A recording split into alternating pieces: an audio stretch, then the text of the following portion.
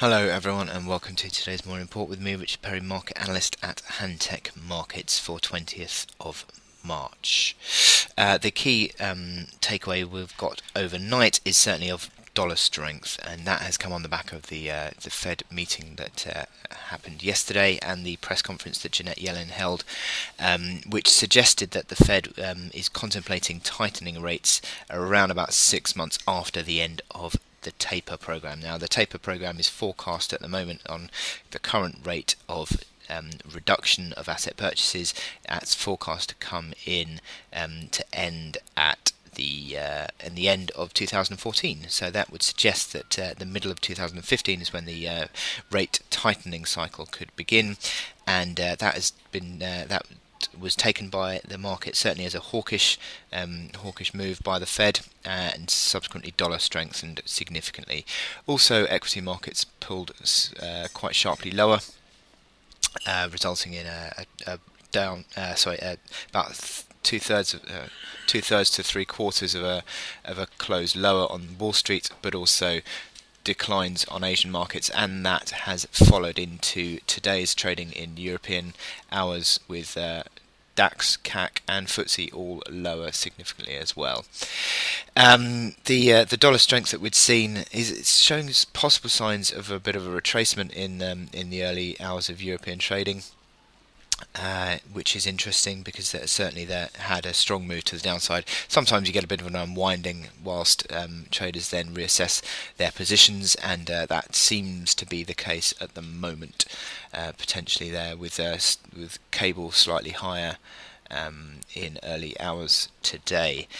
The key moves that we need to be watching out for today, certainly on the economic announcement side, are going to be the jobless claims number. That comes out at 12:30 for the States. That's at 325,000 forecast. The last week's number was 315, and certainly you'd say that the recent announcements have been fairly positive, suggesting that jobless claims are on a downward trajectory. And that it looks set to continue today, with 325,000 is well below recent numbers in recent weeks. Also, we've got at 2 o'clock the existing home sales number. That is forecast to be at 4.6 million, which is down. So 4.6 million on an annualized basis, that is, and that's down 0.4%. So the other factor we need to also watch out for is the any sort of news out of the EU,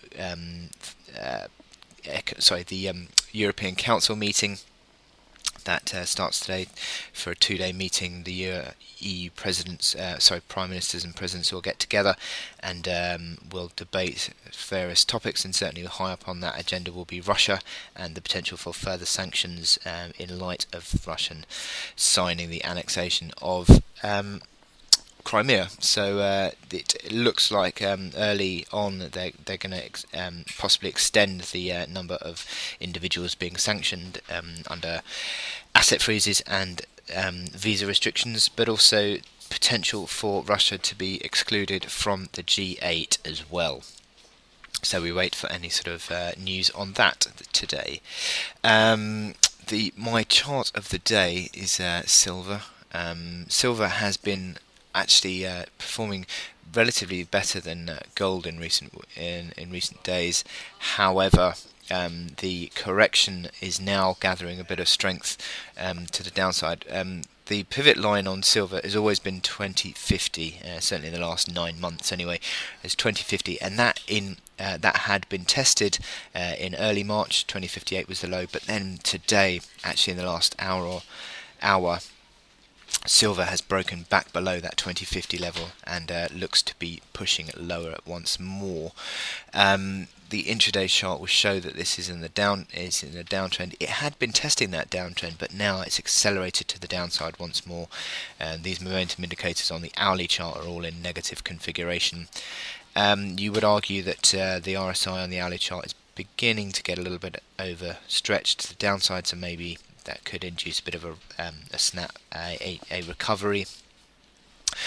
You'd probably be looking at the resistance band around 2070 as a nice area, potentially to continue to run this as a short. So anything between 2050 and 2070 could arguably be seen as an area to sell on this chart.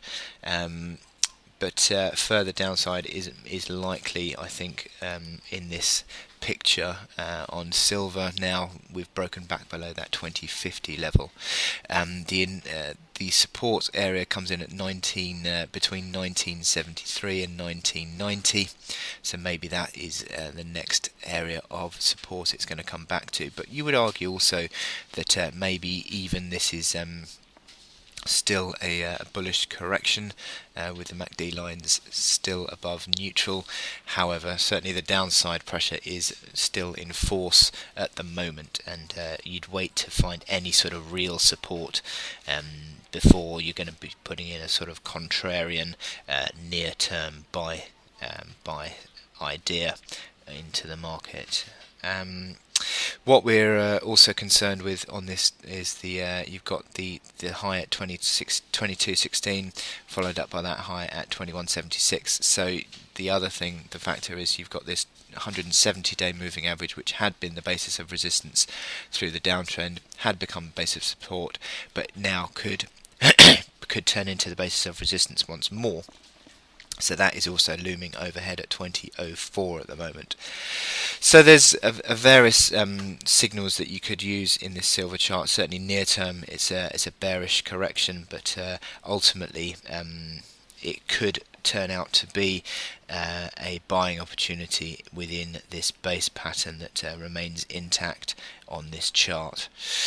On silver on the daily anyway. Anyway, I wish you good luck in your trading in silver near and medium term, and I wish you good luck, and I'll speak to you later. Thank you.